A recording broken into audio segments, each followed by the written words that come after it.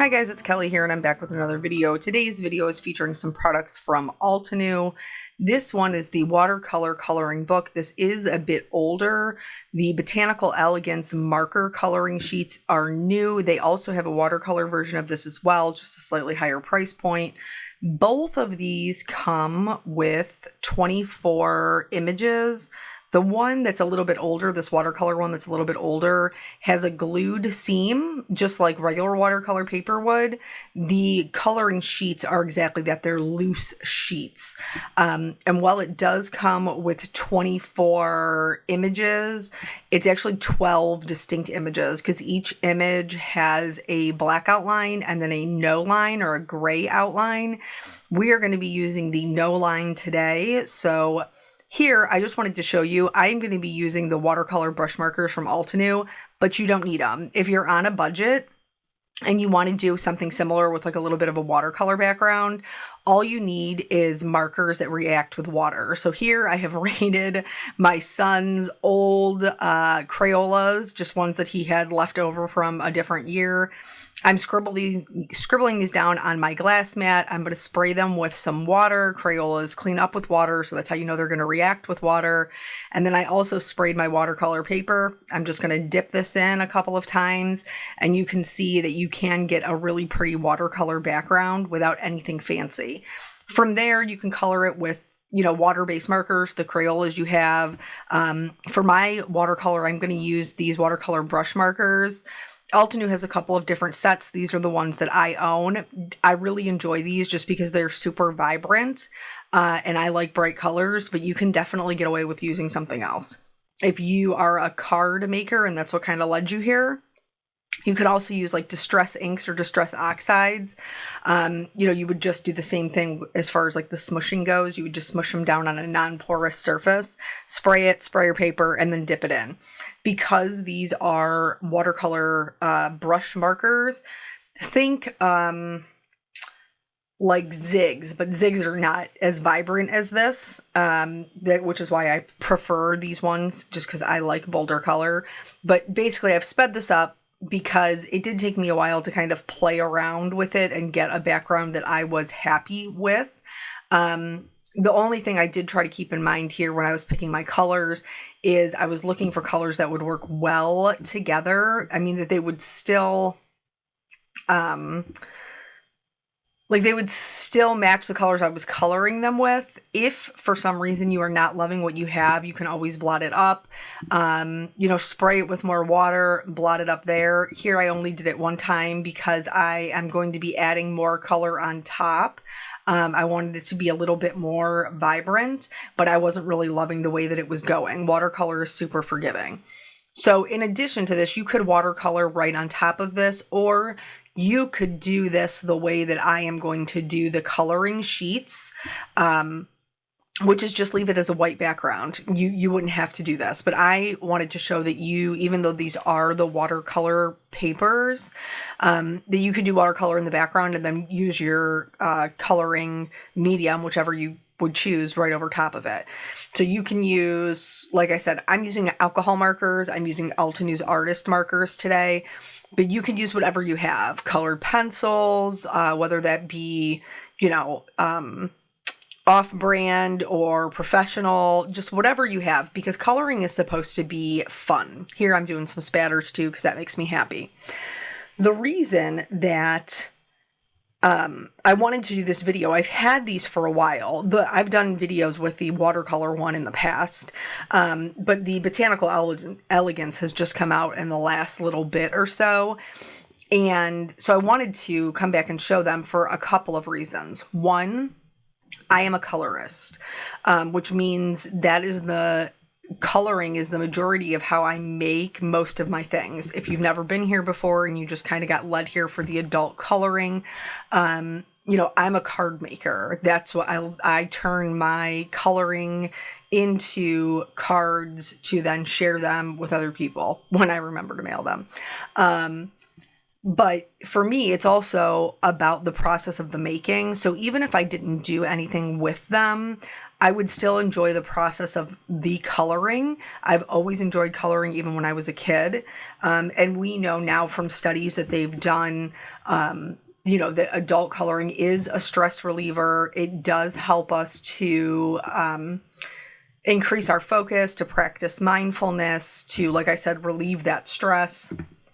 So there's a lot of benefits from it. The reason that I wanted to touch on these is because two things. These I think are really, really great to take on the go. Because they're like the loose sheets, so you can just kind of pull out one as you need them. I have a Misty, which you'll see when I do the stamping of the sentiments. I have a Misty which has a magnet in it. So I actually flip my Misty over and then I use the magnet to hold my coloring on the back side of my Misty, and then it gives me a flat surface to color on.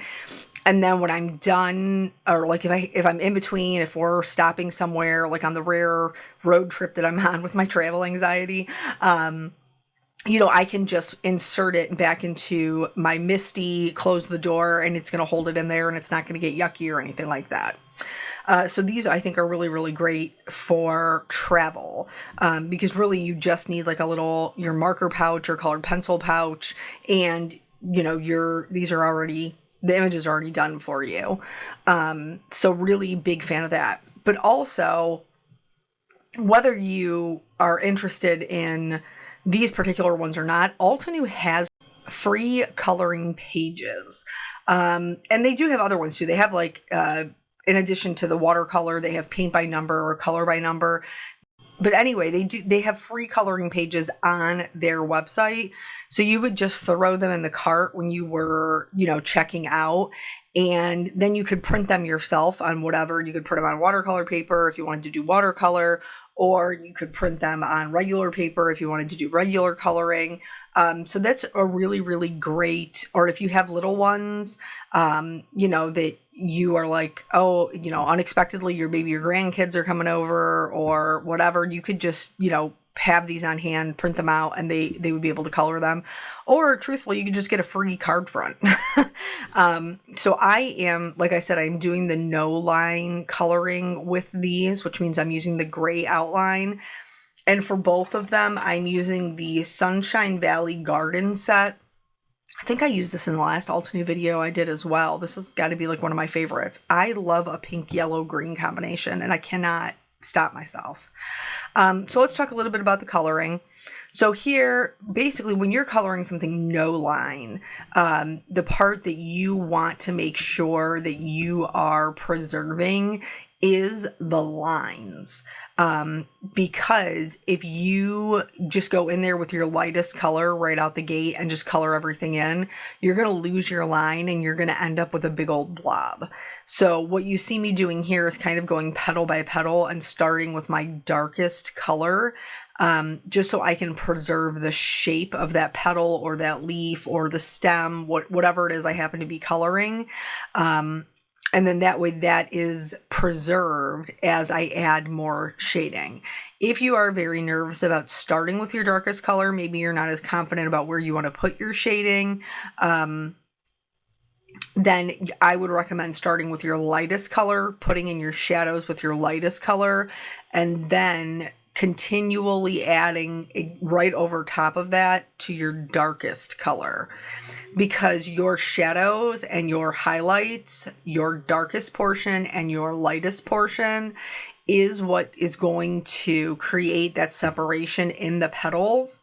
In this particular petal here, we see it's kind of more of a side view where the side is kind of curled up and over. So we definitely want to add shadows where that part is curling over its petal. So typically I tell you guys, you want to add shadows any point where two places meet or where one object lays on top of the other. So we talk about adding the shadows there. So like this particular petal is on top of the one that's next to it. So while we added the shadows where those two places met, you also want to make sure that you reserve the highlight for the part that's on top. And sometimes as I'm going through, I can, see right away that maybe I need to add a little bit something more. That's fine. You can do as much or as little as you want. Frequently what I do is I try to cover the whole thing, like just color up everything. And then once I am all the way out, I will go back in and see like where I need to add some extra darkness.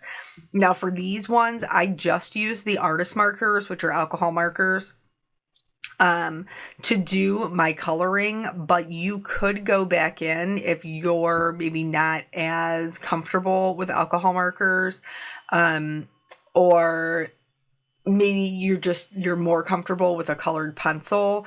You can go back in and add your shading to your deepest, darkest parts, to your little nooks and crannies with a colored pencil. But typically there's quite a few colored pencils that are wax based. Not all of them, but there's a lot of them.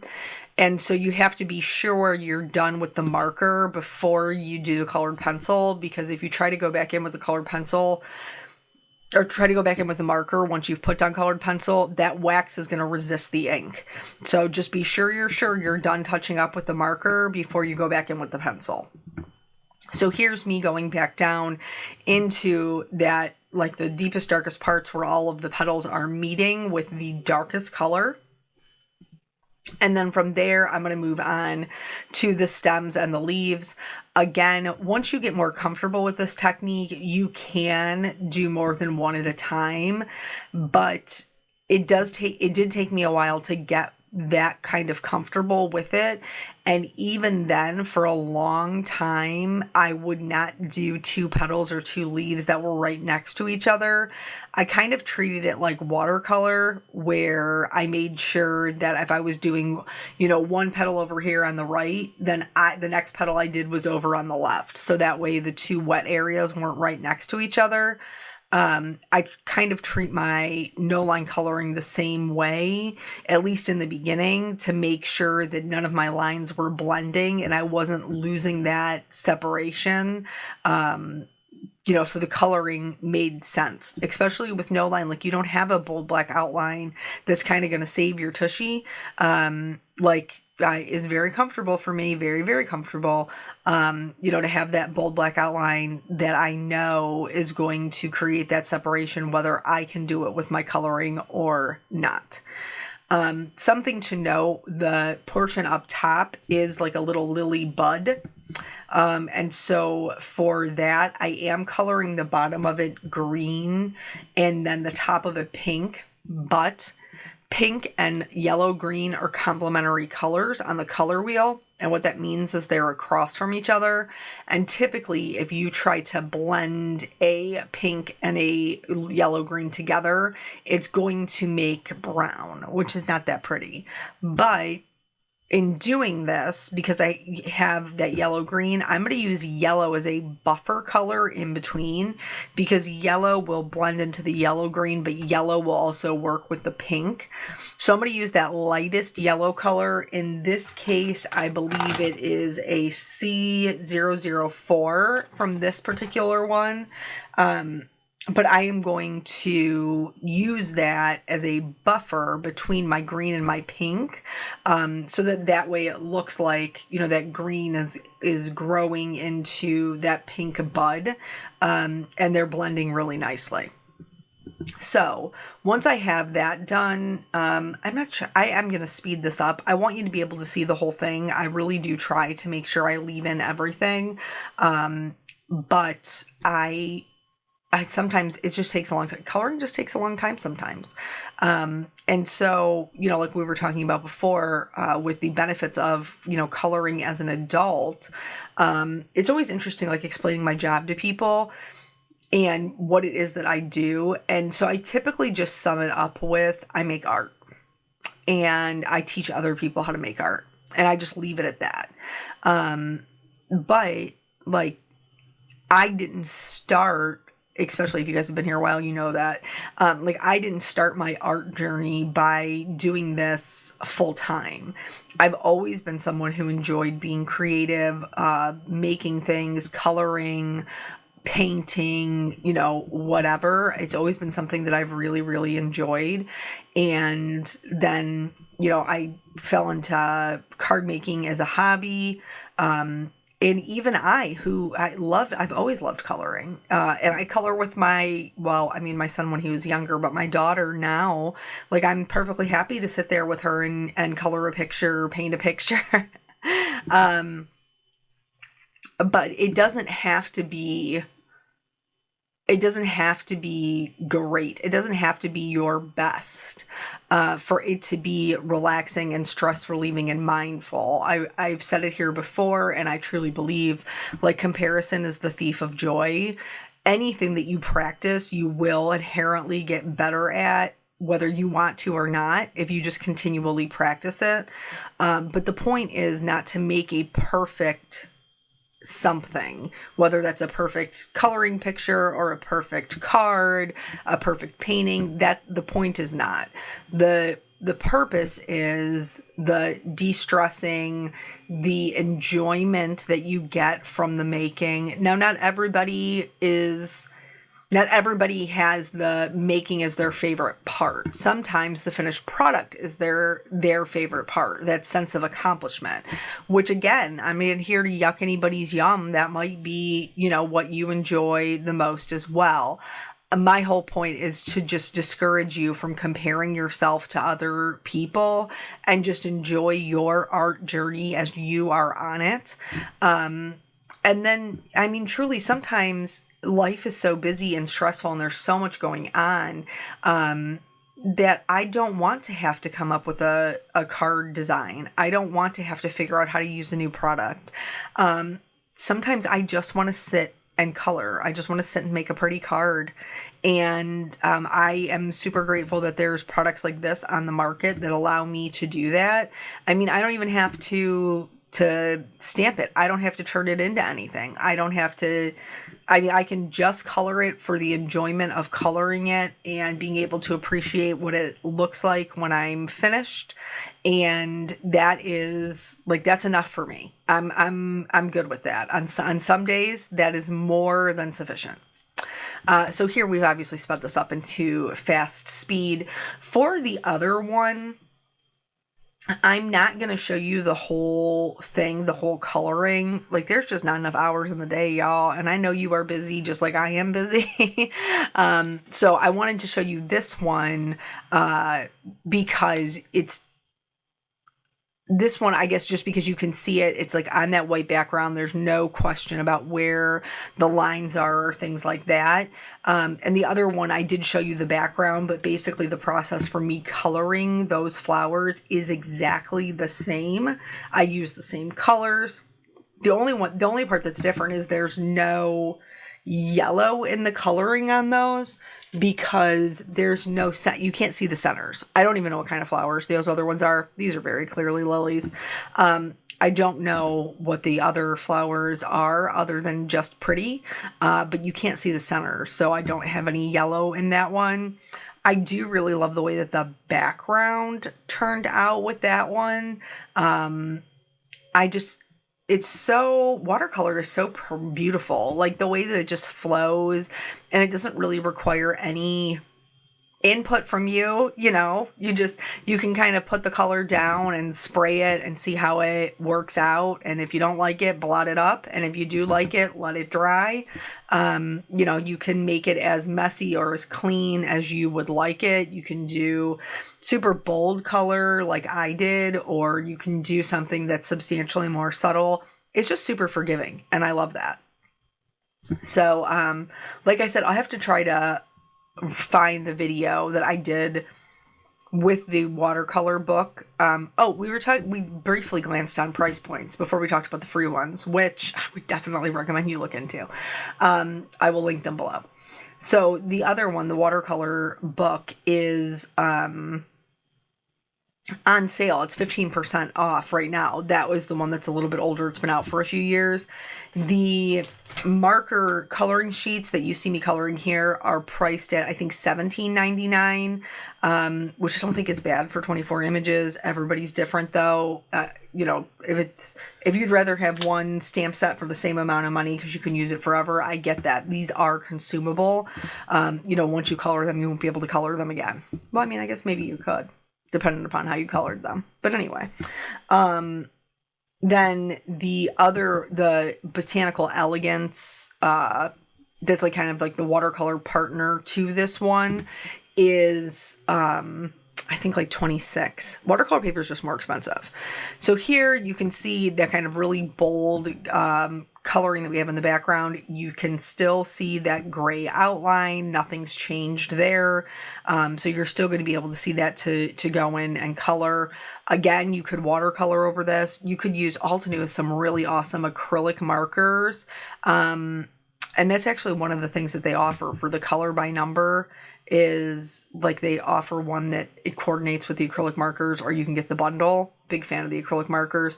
Or you could use their gouache to kind of paint over top of these. Gouache is a watercolor medium that is a bit more opaque. Super cool. So here with the leaves, I kind of did them where I added some shading to the base and then also to the tip. This just helps to give them a more round appearance. For the first one, I didn't worry about adding any detail like the veins or anything like that. Then once I did it, I was like, nah, I think I like it better with the veins still included. So I went back in and added those. And then the same way I've been coloring, starting with the darkest, moving out to the lightest. So then those leaves are done. These flowers, once again, same thing that we did with the lilies. These ones are, because there's multiple layers, I think maybe they're peonies. But because there's multiple layers, it does get a little bit more challenging. So until you're really comfortable with the technique, I would recommend kind of doing one petal or one leaf at a time. Because even for me, who, like we previously discussed, does this for a living, it can get sometimes a little bit tricky when you're getting in those really kind of small areas where you have a limited real estate and you're trying to maintain a shadow but also a highlight, and there's just not a lot of room. Those can definitely get a little tricky. So I would recommend, until you're really comfortable, just going kind of one at a time. The one thing that I did notice is when it's on white, these pinks definitely look more pink. When I put them on the watercolor background, these pinks took on kind of more of a red. So here you can see me going in and adding the shadows, but I'm also adding a little bit of depth and shadow to the edge of the petals. And so what I'm doing there is any place that the petal kind of dips in on its own, I'm adding a little bit of shadow, and that's just going to help make the flower look a little bit more ruffly and give it a little bit more movement. You don't have to do that. That's just an option that you have. Here, this petal it tucks up underneath the flower that is next to it, which is going to have more shadow. So I want to make sure that I'm adding that in. And then once I'm, done with the darkest color, I'll go back in with that mid-tone and go right over the darkest color, blend it out, extend it out a little bit. And then again with the lighter mid-tone, I'll do the same thing. And then I'll just get the little tippies of the edges for my highlight. But again, having that lighter color and darker color is so important for no line coloring, to make sure that you have that separation, that it's maintained, because, otherwise you're just going to end up with a big blobby flower and you're probably going to be pretty disappointed in your final results. So just some things to take care of, or things to be conscientious of, to take care of, to think about them. So this one, like I said, I'm not going to show you the whole thing. So here shortly, we're going to move on to being able to see them in their entirety. As far as life goes, it's been a little bit crazy. We had a good Halloween. That's for a little bit of a longer story time. I did have some things like work-wise I'm pretty excited about. I will be back tomorrow with another video with kind of some exciting news for you guys. And yeah, I mean, we've been doing all the fall things, all the Halloween things, and now that that's over, now we're going to be doing Jelly Bean's birthday, which is also tomorrow. So here's both of them done. Now, these come as 5x7 sheets. If you're a person who makes larger cards, then they're perfect. If you're a person like me who makes an A2 size card, or maybe you don't want to turn them into anything, that's fine. Leave them like this. Frame them. Put them in your craft room. You don't have to do anything with them, but I'm going to turn mine into cards. So I'm going to turn mine horizontally, and then I am going to cut them at 3.5. This is going to give me two different designs, one horizontal and one vertical. I do end up trimming them because since they're an A2 size card is 4.25 by 5.5. Since they're already sitting at 5, that means they have a quarter cut off of each end. With the 3.5, they are 3/4 shorter. So I do need to like trim off just another quarter so that my length is going to be 4.75 by 3.5 in order to have the same border around a A2 size card. And so I did pick out some colors. I'm using Evergreen from Altenew as well as Evergreen, and then just white for the ones that have the watercolor background. For the sentiments, I am stamping in black because I love bright colors with black and white. And so I'm stamping that in the Obsidian pigment ink, nice bold black ink, even on the watercolor paper. You'll have to forgive me. That sentiment set was actually, I didn't realize it until I already used it. It's from the Secret Garden retreat that I taught at for Altenew this year. So it's not out yet, but there is one that's similar. I will link that. The Friendship one is out. That is my own set that I illustrated. That is called Blooms of Friendship, and I will link that one below. For each of these, I just used my Altenew foam tape to kind of pop them up and give them a little bit more dimension. I don't want to say that they're simple because obviously the coloring took quite a bit of time, but because the design of the card is a little bit more reserved, I do want to add something that's going to be a little bit more interesting. I am adding a liquid adhesive on top of my foam tape just to make sure that I'll have the wiggle room I need in case the first time I put it down I don't get it exactly straight. And looky here, I did not. So now I need to pick it back up, which I was able to do, thankfully, with that liquid glue.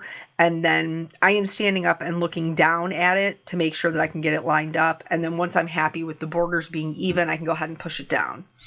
For the little detail things, you do need to be conscientious if you're doing watercoloring because these clear sparkle markers can move your watercoloring. They're not going to affect your alcohol markers.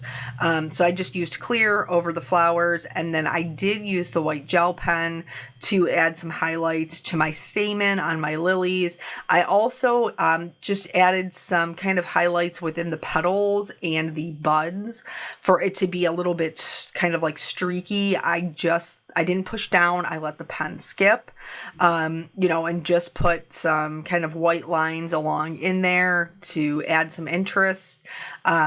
For the ones, like I said, I think they're peonies.